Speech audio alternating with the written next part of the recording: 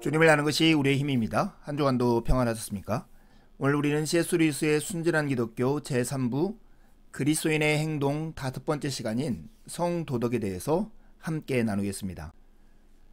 이제 우리는 성에 관한 기독교의 도덕, 즉 그리스도인의 순결이라고 부르는 덕목에 대해서 생각할 때가 되었습니다. 먼저는 구분이 필요한 개념이 있습니다. 기독교 규범인 순결을 사회적 규범인 정숙함, 즉 예의범절이나 얌전함과 혼동해서는 안 됩니다. 예의범절이라는 사회적 규범은 주어진 사회의 집단 관습에 따라 신체는 어느 정도로 노출될 수 있으며 대화는 어떤 주제에 한해 허용되는지, 또 단어는 어떤 것들을 쓸 수 있는지와 관련되어 있습니다. 그러므로 순결의 규범은 모든 시대 모든 그리스도인들에게 동일하게 해당되는 반면 예의범절의 규범은 늘 바뀌기 마련입니다. 자기나 남의 욕정을 부추기려고 의도적으로 자기 시대와 장소에 통용되는 예의범절의 규범을 깨뜨리는 사람은 순결을 범하는 것입니다. 그러나 무지나 부주의 때문에 깨뜨리는 사람은 그저 예의가 없는 것에 지나지 않습니다. 순결은 기독교 덕목 가운데 가장 인기 없는 덕목입니다. 기독교의 규범은 결혼해서 배우자에게 전적으로 충실하든지 아니면 독신으로 완전히 금욕하라는 것입니다. 이것은 너무나 지키기 어렵고 우리의 본능에도 어긋나는 규범이기 때문에 기독교가 틀렸는지 우리의 성적 본능에 그야말로 문제가 생겼는지 둘 중에 하나가 분명합니다. 여러분의 생각은 어떻습니까?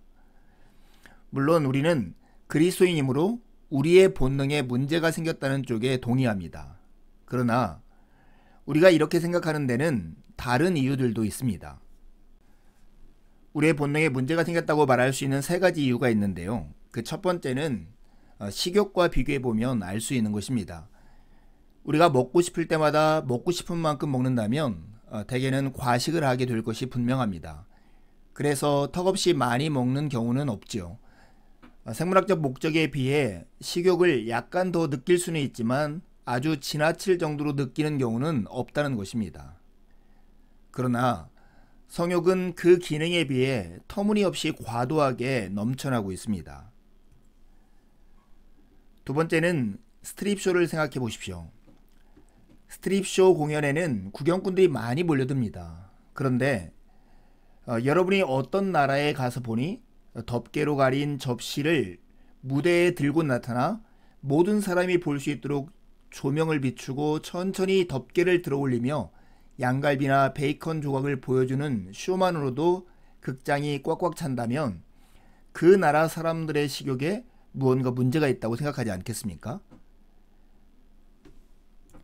세 번째는 변태적 성욕을 떠올려 보면 우리가 알 수 있습니다. 여러분은 음식 아닌 것을 먹고 싶어 하거나 음식을 먹는 것 외에 다른 용도에 쓰려는 사람을 거의 보지 못했을 것입니다. 다시 말해서 변태적 식욕을 가진 사람은 드뭅니다. 그러나 변태적 성욕은 사례가 많을 뿐 아니라 고치기도 어렵고 증세도 심각합니다. 이렇게 우리의 성적 본능에 문제가 있다라고 지적하면 흔히 내리는 잘못된 진단이 있습니다. 그것은 성을 쉬쉬해야 할 것으로 여겼기 때문에 골칫거리가 되었다는 진단이죠. 그러나 지난 20년 동안 사람들은 성에 대해 쉬쉬하지 않았습니다. 오히려 쉼 없이 떠들었죠. 그럼에도 불구하고 성은 여전히 골칫거리로 남아 있습니다. 쉬쉬해온 것이 문제의 원인이었다면 공개적인 토론을 통해 해결이 되었어야 합니다. 그러나 문제는 아직도 해결되지 않았습니다. 우리는 오히려 그 반대라고 생각합니다. 즉 성에 대해 쉬쉬했기 때문에 성이 골칫거리가 된 것이 아니라 성이 이런 골칫거리가 되었기 때문에 오히려 인류가 쉬쉬하게 되었다는 것이지요. 성은 부끄러워할 것이 아니다. 이 말은 옳은 말일 수도 있고 틀린 말일 수도 있습니다. 만약 인류가 성이라는 방법을 통해 번식하고 거기에서 쾌락을 얻는다는 사실은 조금도 부끄러워할 것이 아니다 라고 말한다면 이 말은 옳은 말입니다. 반면 현재 성적 본능이 도달한 상태는 전혀 부끄러워할 것이 아니다 라고 말한다면 이 말은 틀린 말입니다. 우리는 그리스도인으로서 완전한 순결을 갈망합니다. 그럼에도 불구하고 우리가 완전한 순결을 갈망하기 힘들어진 세 가지 이유가 있습니다. 그 첫 번째는 우리의 본성과 마귀와 현대의 온갖 선전들 때문입니다. 우리의 뒤틀러진 본성과 우리를 유혹하는 마귀, 그리고 정욕을 부추기는 현대의 온갖 선전들이 합세하여 우리가 억누르고 있는 욕망들은 지극히 자연스럽고 지극히 건강하며 지극히 온당한 것이므로 그것을 억누르는 것은 거의 비정상적이고 왜곡된 태도라고 느끼게 한다는 데 있습니다. 수없이 쏟아져 나오는 영화와 포스터와 소설들은 성적 방종을 건강함이나 정상적인 것, 젊음, 솔직함, 좋은 기분과 연관시키고 있습니다. 사리를 분별할 줄 아는 사람이라면 누구나 어떤 욕망은 허용되고 어떤 욕망은 거부해야 하는지에 관한 일련의 원칙들을 갖고 있게 마련입니다. 어떤 이들은 기독교적 원칙에 따라, 어떤 이들은 위생학적 원칙에 따라, 또 어떤 이들은 사회학적 원칙에 따라 이렇게 합니다. 즉 진정한 갈등은 기독교냐 본성이냐 하는 데 있지 않습니다. 본성을 제어하는 일에서 기독교적 원칙을 따르느냐 다른 원칙을 따르느냐에 있습니다. 우리가 완전한 순결을 갈망하기 힘들어진 두 번째 이유는 순결을 지키는 것은 불가능하다고 지레 겁을 먹기 때문입니다. 많은 이들은 기독교적 순결을 지키는 일은 불가능하다고 지레 겁을 먹는 나머지 진지하게 노력해 볼 생각을 아예 하지 않습니다. 그러나 어차피 꼭 해야 할 일이라면 그 가능성 여부를 고려할 필요가 없는 법입니다. 시험지에 선택 문제가 나왔을 때에는 자기가 풀 수 있는 문제인지 여부를 따져보아야 합니다. 그러나 필수 문제가 나왔을 때에는 어찌 되었든지 간에 최선을 다해 풀어야 합니다. 그러면 답안을 제대로 못 쓰더라도 어느 정도의 점수는 받을 수 있습니다. 물론 완벽한 순결은 단순한 인간의 노력만으로는 이룰 수 없는 것이 분명합니다. 그렇기 때문에 우리는 하나님의 도우심을 구해야 합니다. 실패할 때마다 용서를 구하고 다시 일어나 거듭 시도해 봐야 합니다. 많은 경우 하나님이 무엇보다 먼저 도우시는 부분은 덕목 그 자체가 아니라 언제라도 다시 시도할 수 있는 바로 이 능력이기 때문입니다. 우리가 완전한 순결을 갈망하기 힘들어진 세 번째 이유는 심리학에서 말하는 억압을 오해하기 때문입니다.